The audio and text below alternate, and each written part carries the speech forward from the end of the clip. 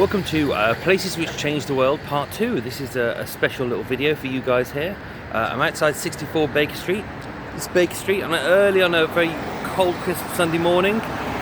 Just up there is Sherlock Holmes' house. Lots of tourists will be standing outside there shortly to look at Sherlock Holmes' pipe, even though he was fictional. And down there is Hyde Park.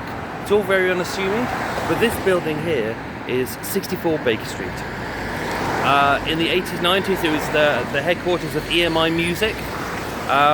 You look at it now, it doesn't look like much. I'll give you a little pan up.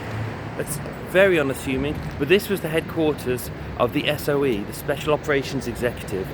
They were also known as Churchill's Secret Army. Wait for the bus to go past. Or the Ministry of Ungentlemanly Warfare. Basically, it was their job. They were a secret organisation within the government.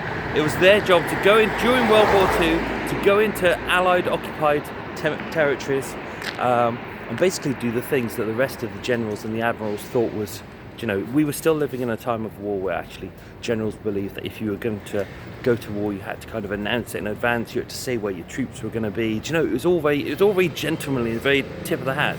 Whereas Churchill was very much believed that if you were going to do something, it had to be dirty tactics, because the Germans were very level-headed, very kind of focused.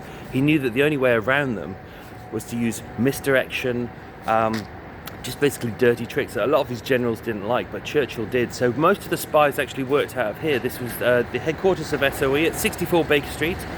The reason why I'm showing you this is because there's a very special person whose story I'm going to tell you about in season 4 of Murder Mile.